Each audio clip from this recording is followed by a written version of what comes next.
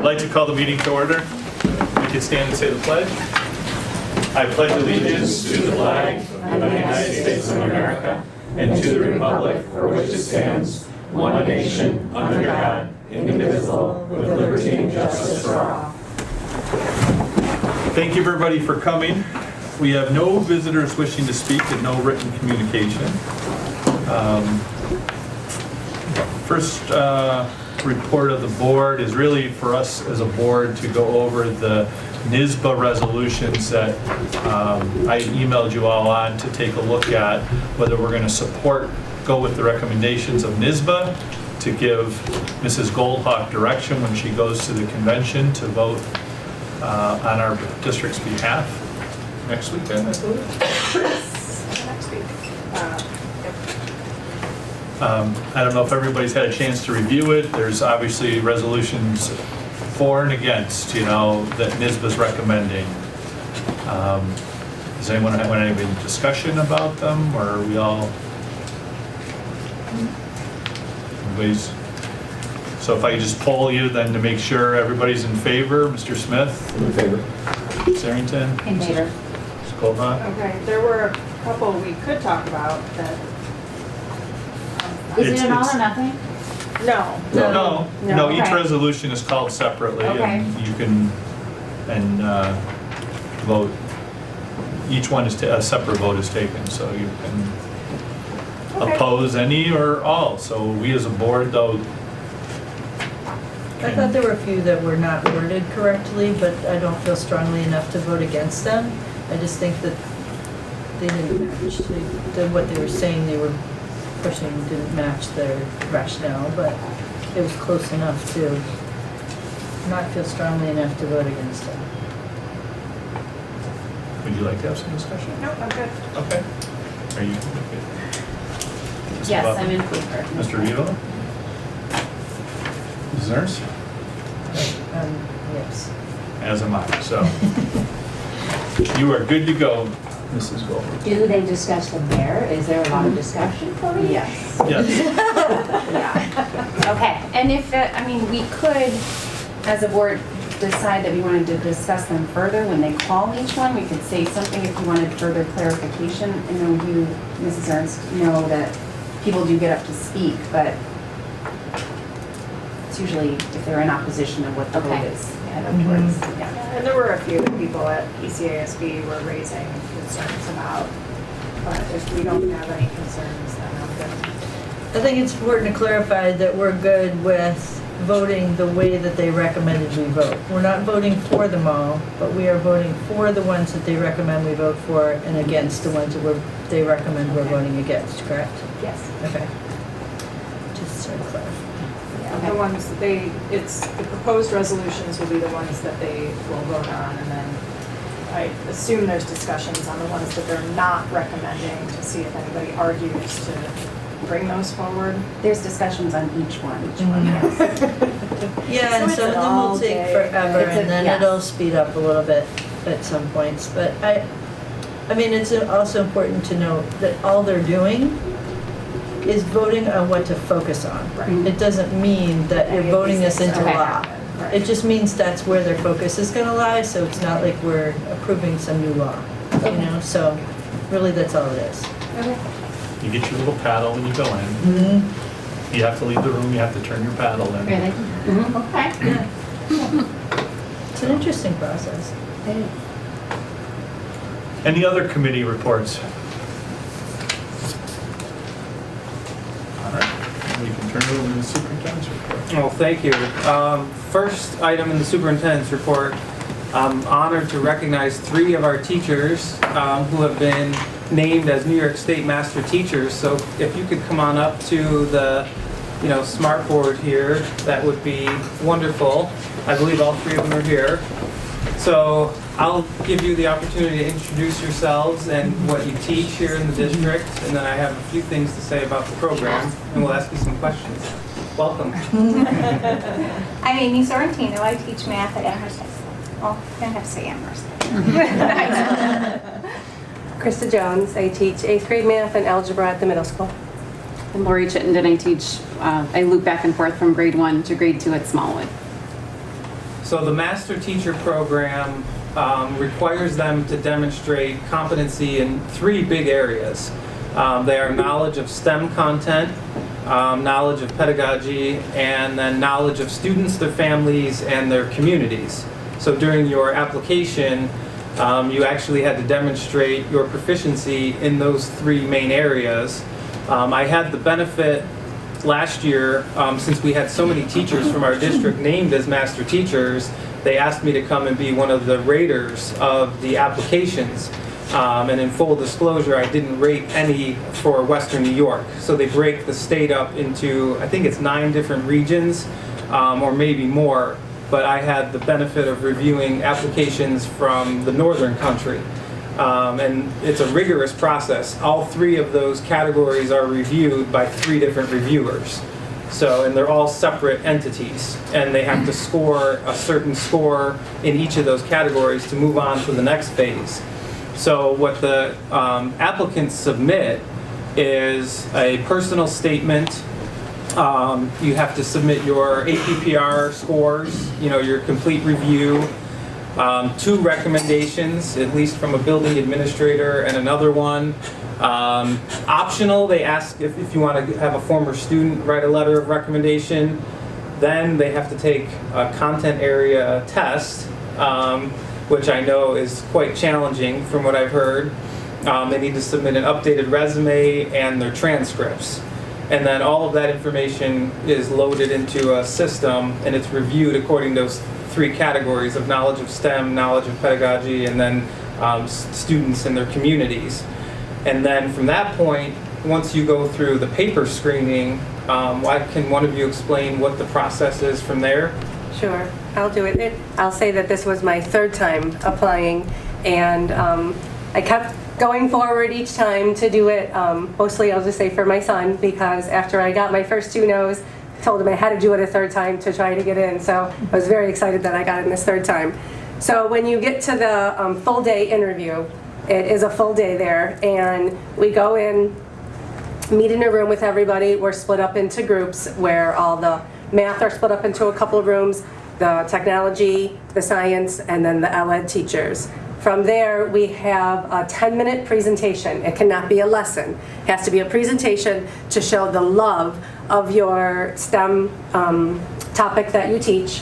And you're presenting to anywhere from 3 to 5 other people that are applying, and usually 2 or 3 of the different professors in the different colleges that they come and bring in that day.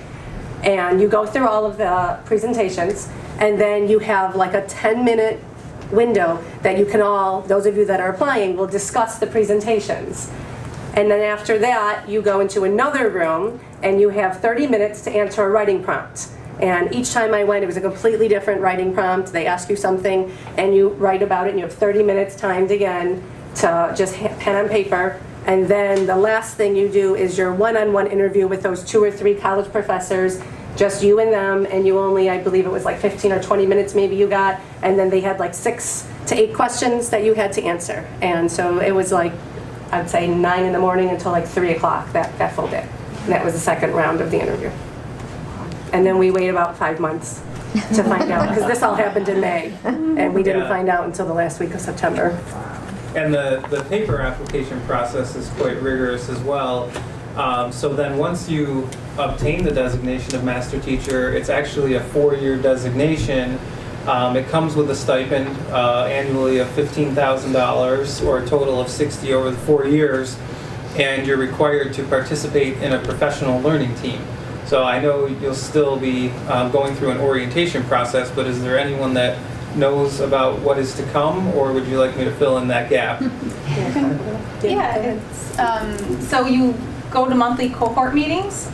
We just went to our first one 2 weeks ago. We have another one on Saturday. And from there you can join professional learning teams. They have professional learning collaborations. They have workshops that are held after the cohort meetings. So there's really like just a wide array of options for you to just learn more about anything relating to the STEM field. So it's really been interesting. I've actually really enjoyed just the couple of meetings we've gone to so far, just to get to learn more about everything. There's lots of personal choice. You can choose the professional learning communities that you join.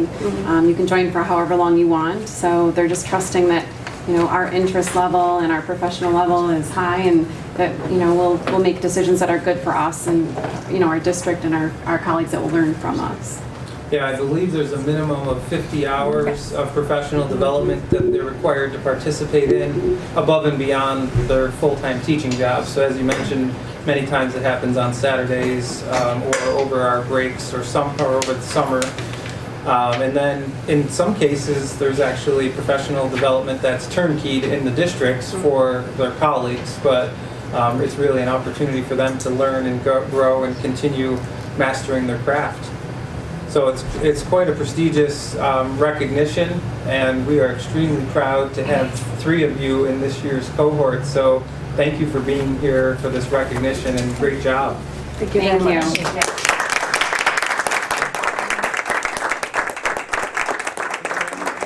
there any questions from the board? From start to finish, how long does it take for the process in applying?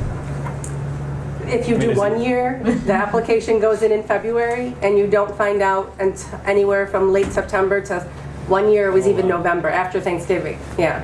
I'm not So- gonna lie, I studied for the math test, the high school math test, for probably 3 months. And it was every weekend. I was home studying and practicing. Had tutors, couple tutors. It was hard. I teach first grade. I mean, it was a lot, but I got really excited about it at the end, and I was like, okay, now I have to learn more about this. And I think this is only the 2nd year that they've included elementary teachers. Yes. And we were fortunate to have 2 small with maybe 2 or 3. Jamie Chinelli and Jill Zobel are already in, And I think Kristen Scholdice from Windermere in the first cohort of elementary teachers last year. So it's great. And as you had seen, Lori was here last meeting presenting as our elementary math curriculum coordinator. So it's no surprise to me that she was successful in this application. I'm just glad to see her recognized regionally and statewide, because everyone can see how wonderful the work is that's going on in our district. Congratulations. Thank you. Thank you. Congrats. Thank you for having us here.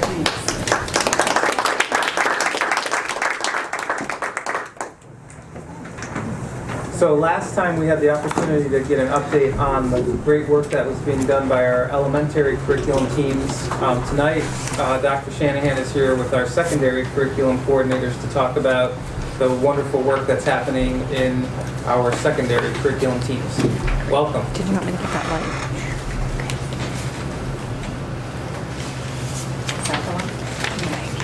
We learned last week which background worked better with the video.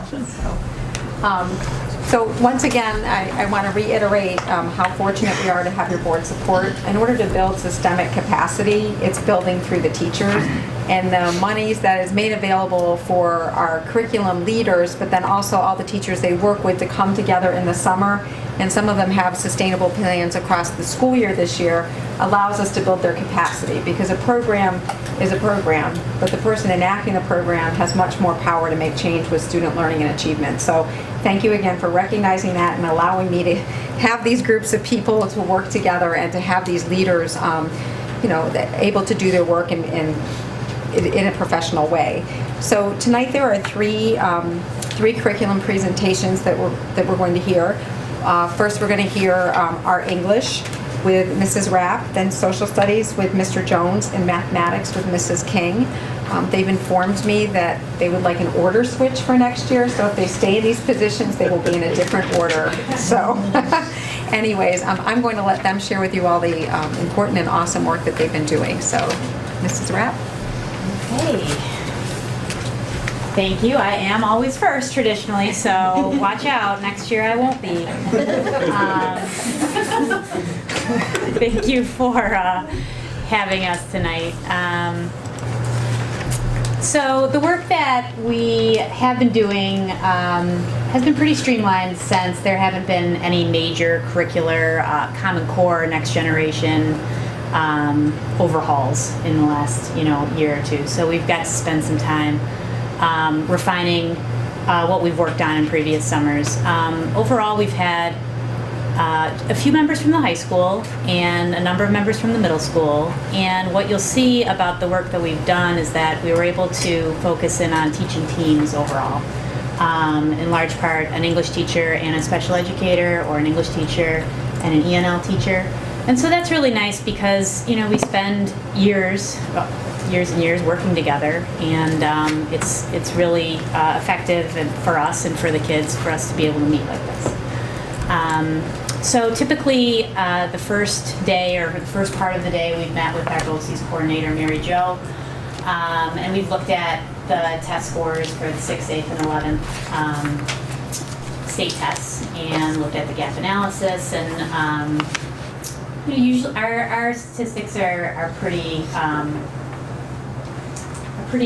what's the word I want? Consistent year to year. And so it is always nice when we are able to look at the actual questions that the kids struggled with and what they put, that data gives us, like what they put as the wrong answer versus what the correct answer was. And that always leads to good conversations about academic definitions and tone and author's message. And those are usually the parts that the kids trip up a little bit. We also had a discussion this year based on lifelong reading practices.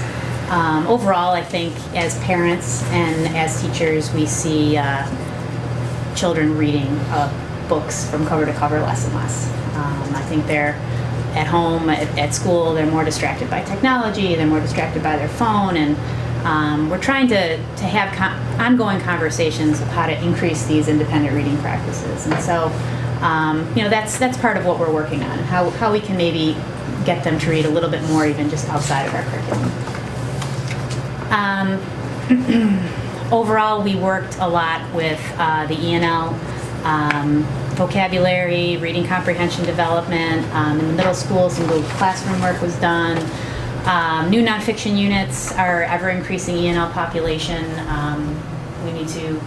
We just constantly need to be redoing and revamping and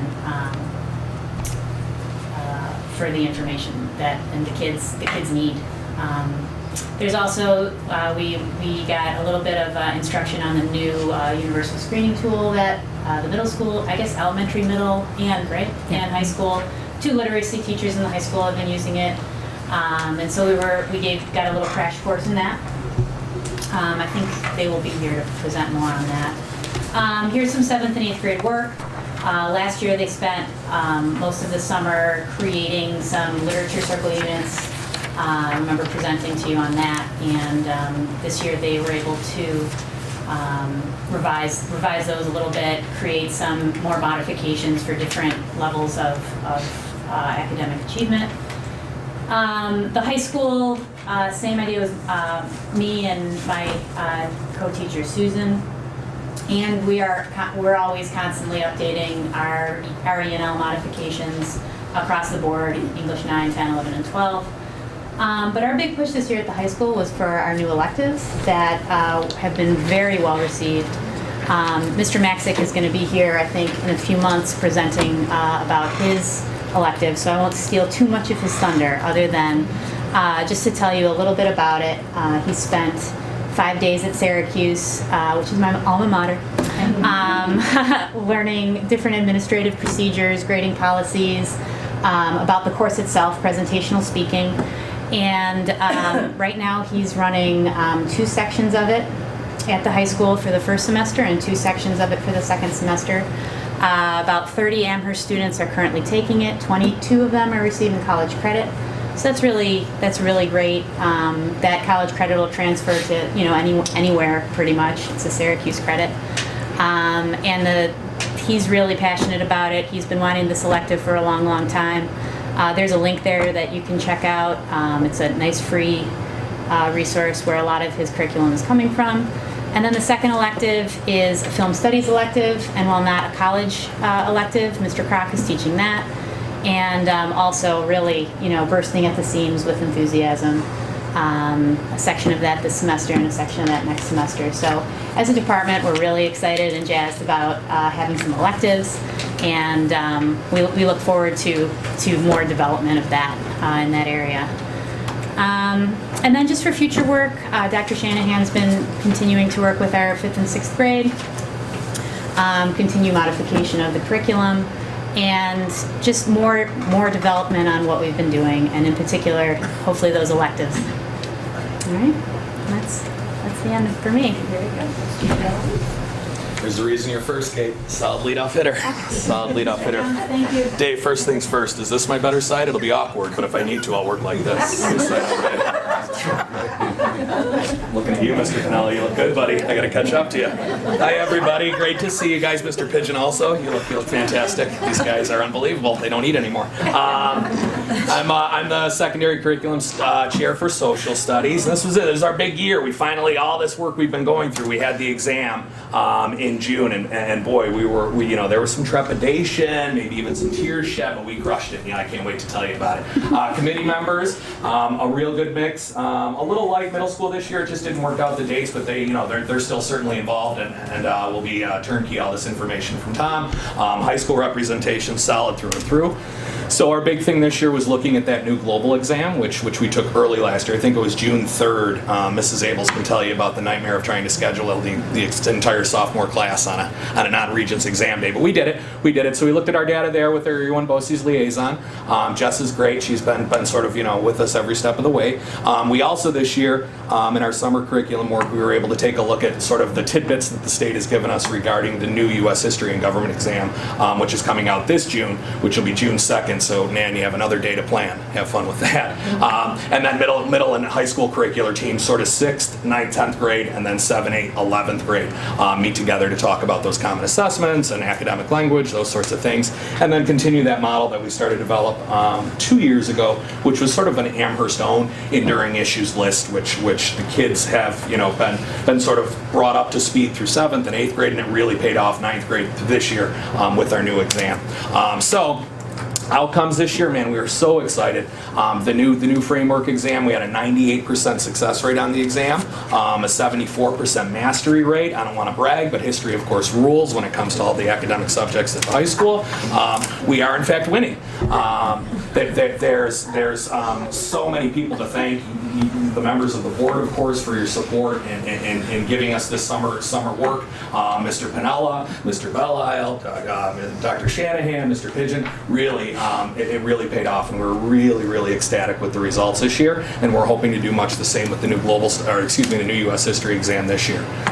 Other things we did this summer, other than brag, was take a look at new evidence-based multiple choice questions for the U.S. exam, constructed response questions, enduring issues, sort of the same thing that we did in global the past several years, just kind of bump them into the U.S. world. The U.S. exam is going to look a little different. It won't have that enduring issues essay. Instead, it'll be kind of a blend of the old DBQ, which had scaffolding questions, and the topic will be civic literacy. So they'll give the kids maybe First Amendment rights and several documents, sort of discussing throughout American history, the issues of the First Amendment, and then the kids will have to piece together an essay based on that. So the 11th grade teachers have been hard at work this year, and throughout the summer they're trying to plan for this new exam. And we feel like we did for the global that we're in a really good spot based on the past couple of years' work.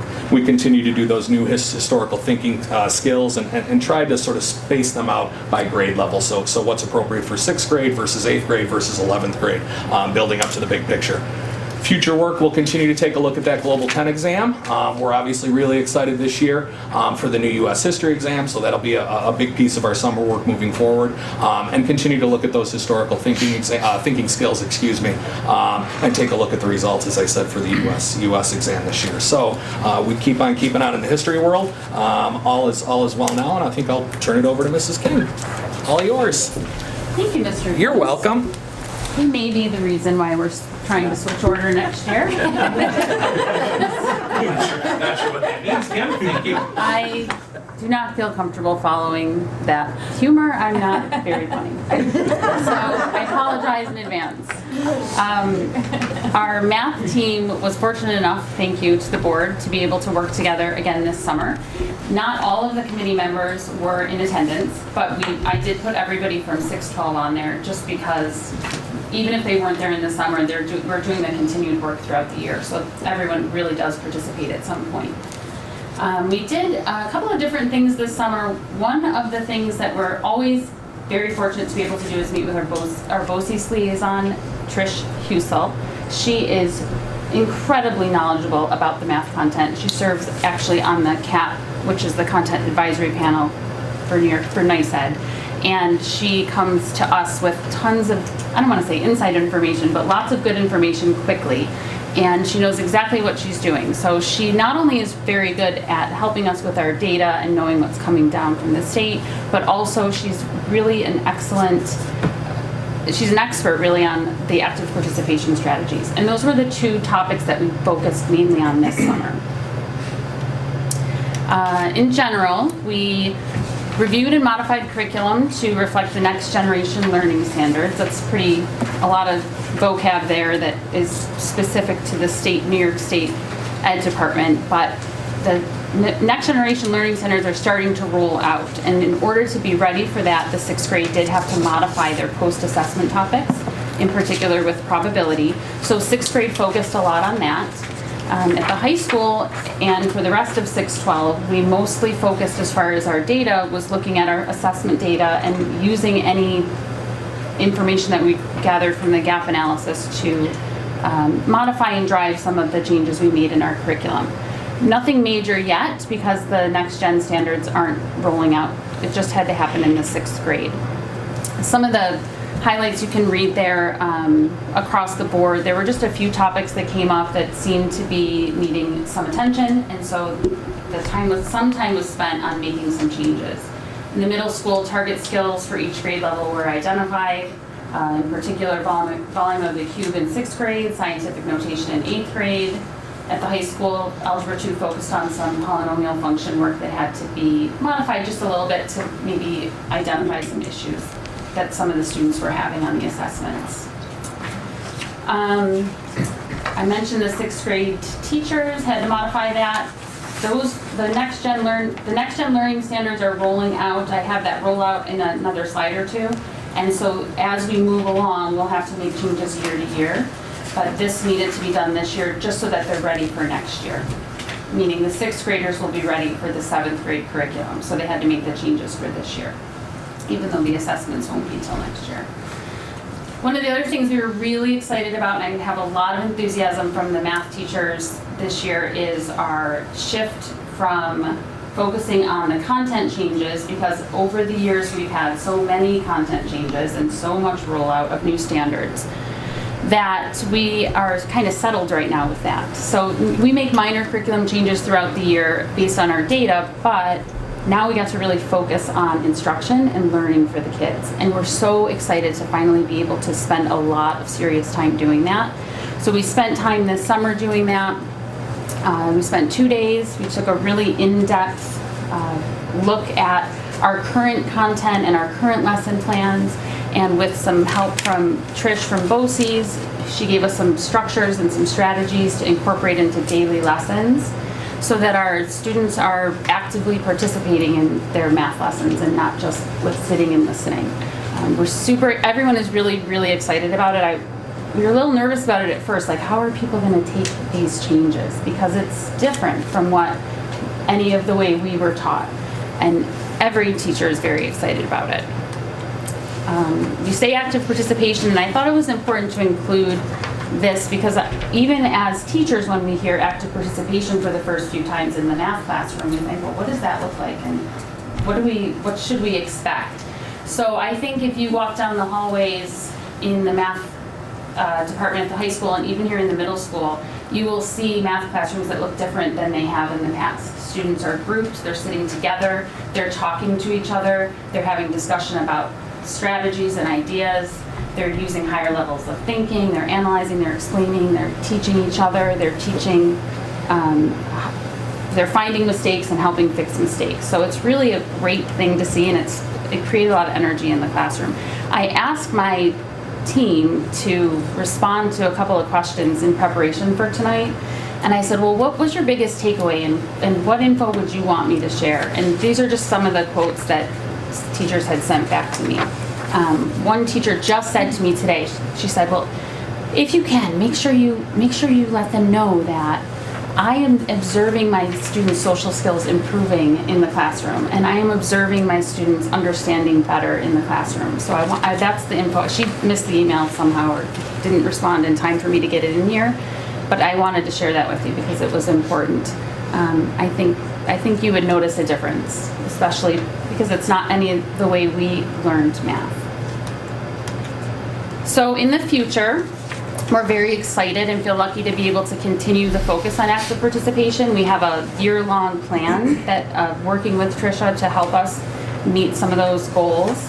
We're always continuing collecting that data, attending conferences and other things that we can see that further our knowledge in what we're working on.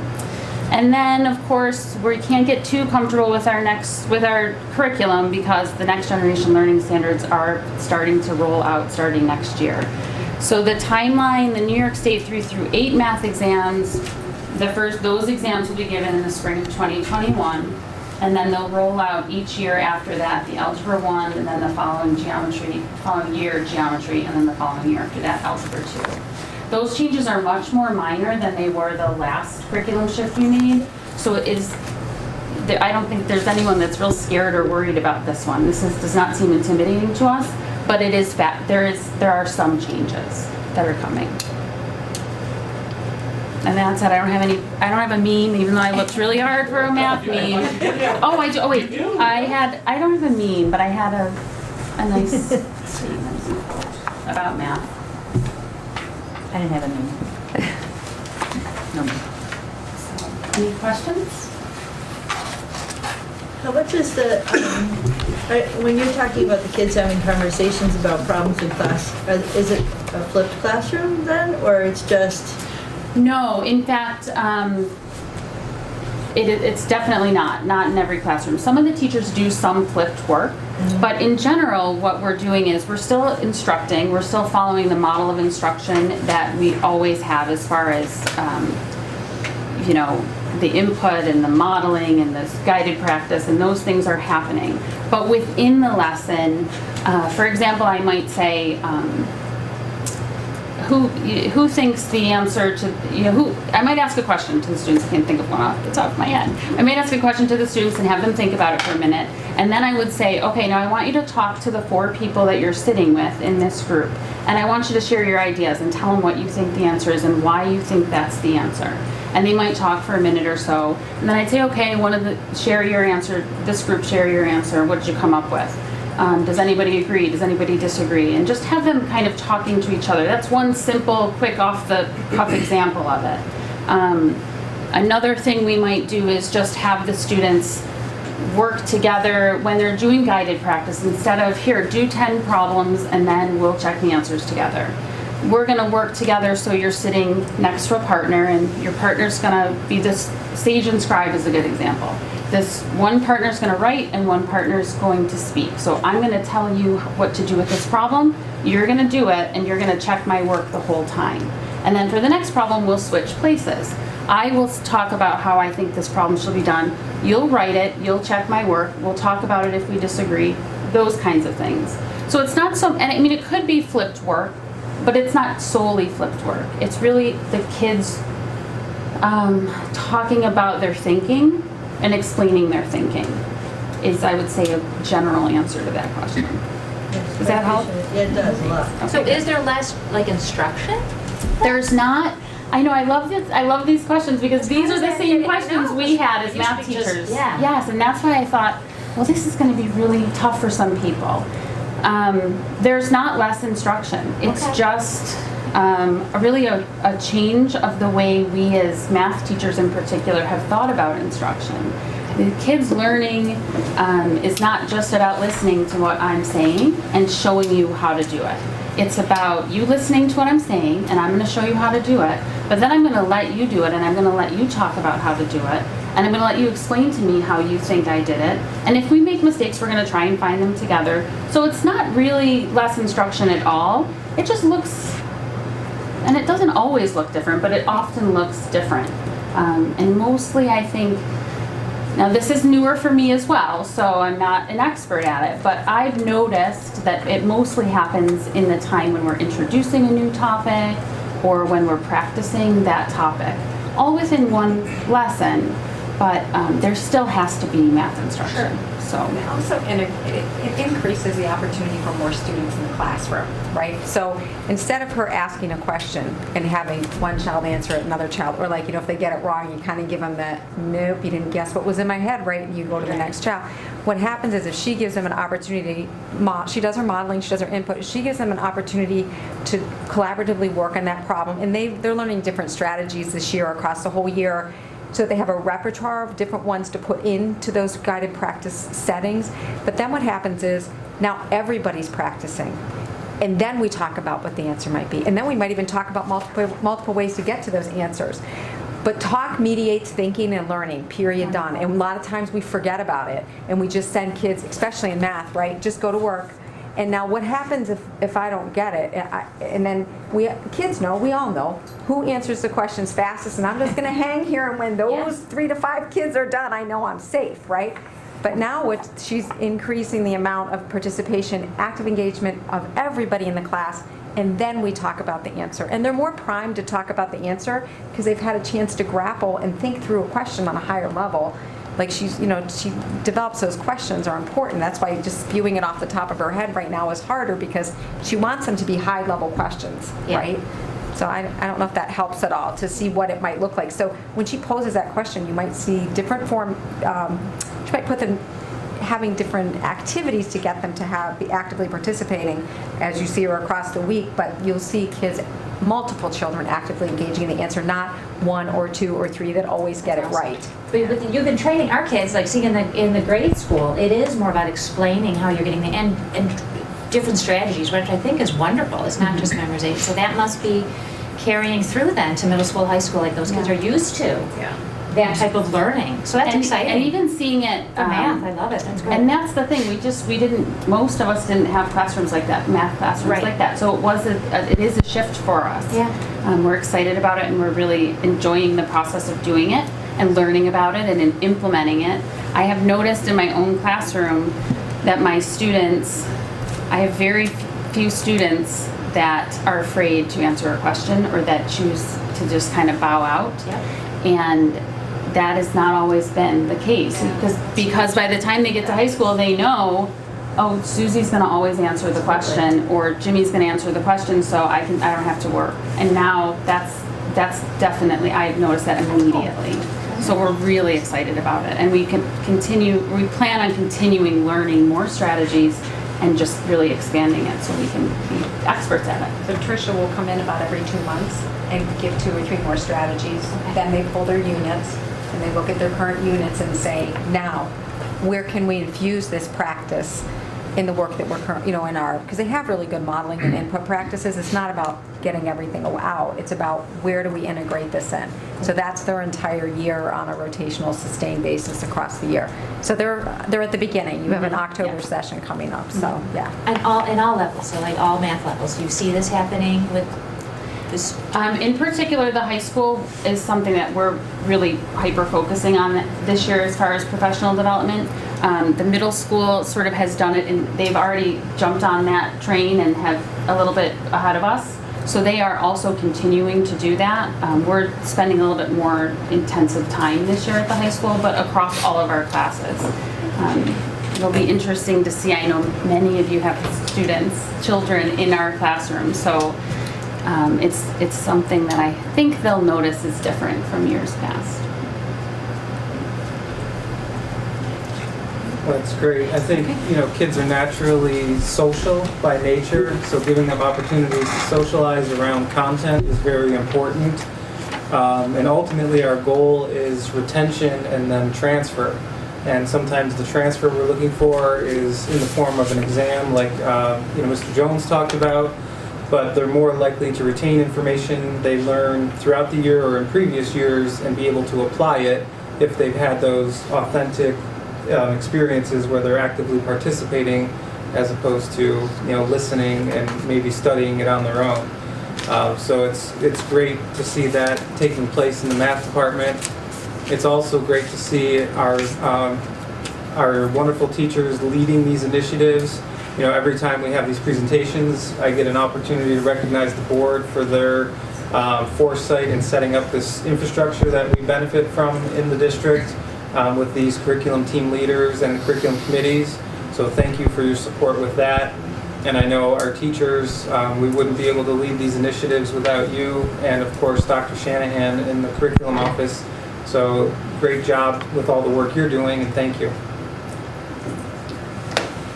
The last item in the superintendent's report is one I look forward to every year, and October gives us the opportunity for board recognition.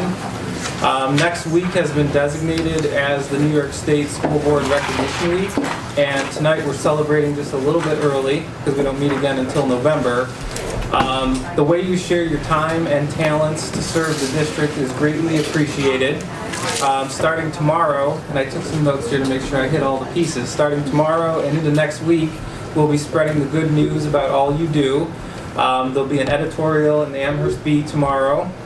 Next week, you'll see social media posts on the district's account. A news feature will be on our website, and the building signs will have special messages recognizing all you do for the community and our schools.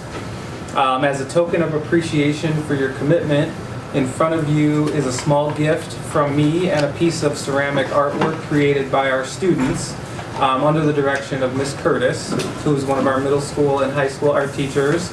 There's a small card with each that tells you a little bit more about the inspiration for the project and the ceramic artwork.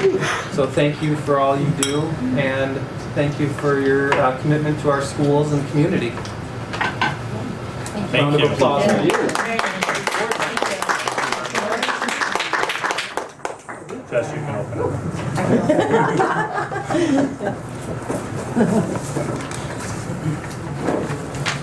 Thank you very much.